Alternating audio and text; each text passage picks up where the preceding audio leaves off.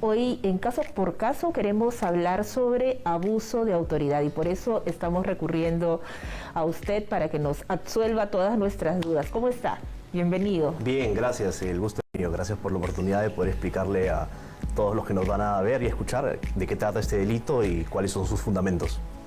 Primero empecemos conceptualizando el delito, ¿no? ¿A qué nos estamos refiriendo con abuso de autoridad y quiénes serían las personas que podrían incurrir en este delito? Sí, en primer lugar yo creo que es importante hacer un preámbulo necesario, creo yo, de por qué existe el delito de abuso de autoridad en nuestro Código Penal, en nuestro ordenamiento jurídico. Y eso responde pues a un asunto esencial desde mi punto de vista. Y tiene que ver con que el derecho, en muchos sentidos, en muchas de sus facetas, es un sistema que intenta limitar el ejercicio del poder. En este caso, el poder público, cuando hablamos del delito de abuso de autoridad. ¿Por qué? Porque los ciudadanos le han cedido pues, parte de sus libertades, se supone, al Estado, y el Estado ejerce el poder a través de sus distintas instancias y funcionarios públicos, todo lo que es la administración pública. Pero es evidente que el Estado no puede ejercer ese poder conferido por sus ciudadanos de manera arbitraria o irrazonable. Es en ese sentido, de manera general, que el derecho es un intento de limitar ese ejercicio del poder atribuido al soberano. Dicho eso, como preámbulo, existe el delito de abuso de autoridad en nuestro Código Penal, en el artículo 376 precisamente, y lo que sanciona es aquel funcionario público que, abusando de sus atribuciones, comete u ordena cometer un acto pues, arbitrario en perjuicio de alguien. Y en ese sentido es necesario también que la ciudadanía conozca sus derechos, ¿no? Para identificar cuándo estarían cometiendo abuso de autoridad con respecto a mi persona, ¿no? ¿Cómo lo identifico? ¿Cómo determino que eso podría estar sucediendo? Sí, sin duda. Pues muchas veces, o al menos yo he notado que existe la creencia, en realidad errónea, de que el abuso de autoridad puede ser cometido principalmente por agentes del orden público, esto es, agentes policiales o del serenazgo que pueden abusar de sus atribuciones en ejercicio pues, se supone, la defensa de la seguridad pública. Esto efectivamente es así, pero solo parcialmente. ¿Por qué? Porque el abuso de autoridad no se limita únicamente a este tipo de funcionarios públicos. Pueden ser funcionarios de los distintos niveles de la administración pública, sea a nivel regional, municipal o de gobierno central, esto es en todos los distintos niveles de la administración pública. ¿Y cuándo ocurre? Bueno, ocurre cuando el funcionario, como ya decía, se extralimita de sus atribuciones. ¿Y qué son sus atribuciones? Pues no son otras que aquellas que están legalmente establecidas.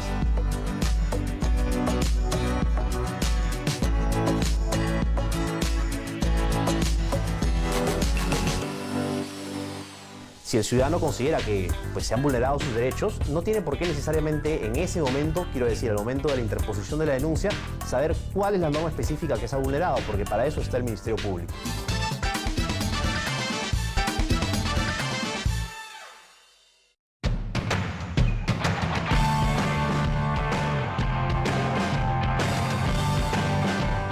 ¿Cómo podría yo denunciar una situación así? Es decir, identifico que están abusando de su autoridad conmigo, ¿a dónde tendría que ir y necesito medios probatorios para poder procesar una denuncia?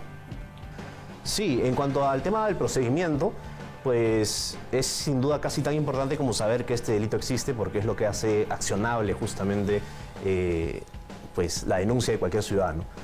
Existe una vía principal, a mi juicio, que es la denuncia verbal o escrita, preferentemente escrita, ante el Ministerio Público, que es el órgano constitucionalmente encargado de la persecución del delito.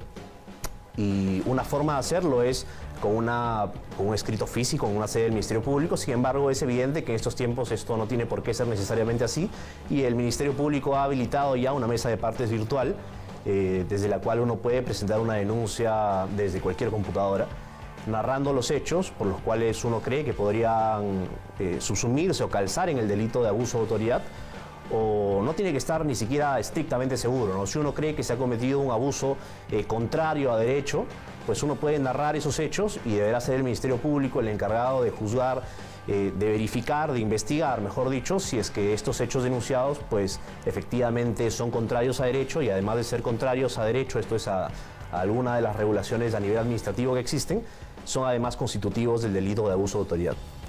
Esa es una vía, que es la principal, creo yo. También es verdad que existe otra vía, que es la denuncia ante la Policía Nacional del Perú, que en principio siempre tiene que derivar cualquier denuncia que reciba al Ministerio Público.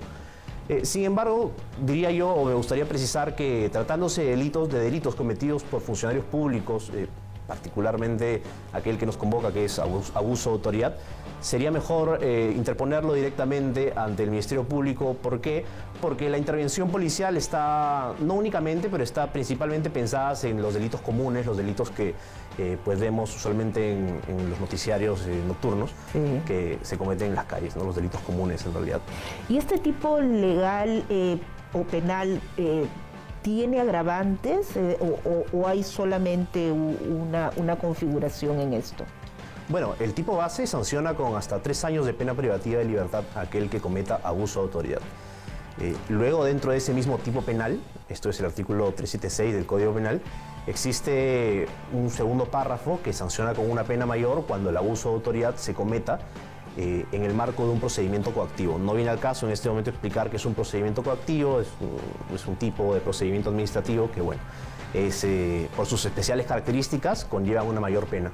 Pero además de eso, acto seguido, esto es en el artículo 376A del Código Penal, se encuentra establecido una modalidad de abuso de autoridad que también está sancionado obviamente y que tiene una pena especial, y es que se sanciona a aquel funcionario público que pues condicione la entrega de programas sociales o servicios públicos a su cargo a cambio pues de la obtención de alguna ventaja, dice el tipo penal, de tipo político o de otro tipo.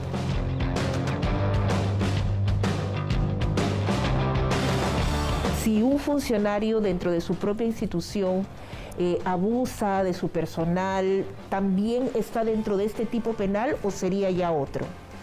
Bueno, hay que comenzar respondiendo que el tipo penal de abuso de autoridad es un tipo penal en buena cuenta subsidiario, porque evidentemente no es el único tipo penal que sanciona, que sanciona a funcionarios públicos dentro del Código Penal. Claro. Hay muchos otros tipos penales, y cuando digo subsidiario me refiero al hecho de que cuando la conducta específica calce en otro delito, por ejemplo, hay distintos tipos de delitos de corrupción de funcionarios que también implican, cómo no, un ejercicio arbitrario del poder conferido al funcionario público. O pues, acoso, por ejemplo, también podría darse, ¿no? Es decir, sería otro tipo penal, pero... Es un tipo penal que no está limitado únicamente a los funcionarios públicos, es verdad.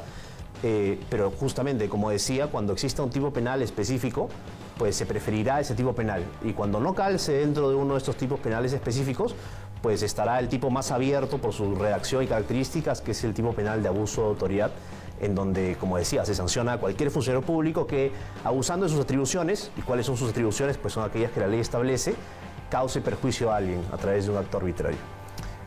Y en la práctica, ¿qué tanto demora un proceso de este tipo?